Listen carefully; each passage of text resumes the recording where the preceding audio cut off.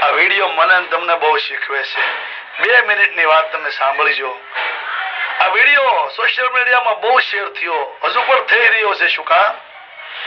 તો કે એટલા માટે કે એક બાજુ જંગલનું સામાન્ય પ્રાણી, સામાન્ય મામૂલી જીવ, જેને કોઈ ઓળખતું નહીં હોય, નામે નહીં આવડતું હોય, અરે બીજાના શિકાર ઉપર તો જીવનારું ને નભનારું છે. આ હેઠા કોઈના ખોરાક પીડા હોય, સિંહ જેવાય, દીપડા જેવાય શિકાર કર્યા હોય ને એમાંથી જે બચેલું હોય ને એ ખાનાર છે આ.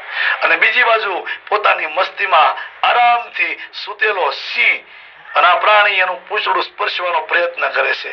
અને વિડીયો માર્કેટમાં હાલી ગયો.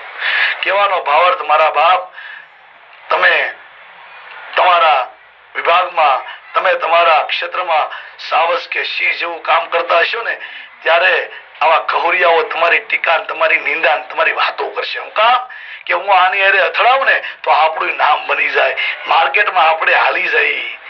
ખહુરિયા જેને કહેવાય, યુટ્યુબ ચેનલ ચલાવવા માટે 2, 5, 15, 20, 25 ની ઇન્કમ માટે ગમે એની ટીકા નિંદા કરે, કોમેન્ટમાં ગમે એવું લખનાર, પોતાની દુકાન ચલાવવા એને તમે જવાબ નહીં આપતા મારા બાપ.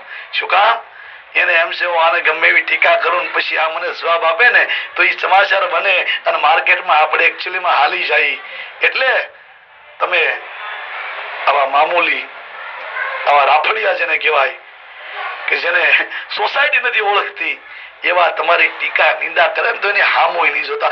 અરે થૂકતા નહીં એની ઉપર, તમે થૂકશો ને તો એને પ્રસિદ્ધિ મળી જાય. બસ આ વાત વિડીયો શીખવે છે. તમે તમારા ક્ષેત્રના સાવજ બનશો ને એટલે આવા ખહુરિયા, આવા પ્રાણીઓ સસ્તી પ્રસિદ્ધિ મેળવવા મારા બાપ ગમે નથી આવી જાય. ભલે એ પછી સિંહ કે દીપડાના શિકારનો વધેલો જે શિકાર હોય, હાડકા સૂસનાર છે, પણ પ્રસિદ્ધિ માટે એ આવું કરે ત્યારે તમારે એને જવાબ ના આપવો જોઈએ. આ વિડીયો શીખવે છે મારા બાપ.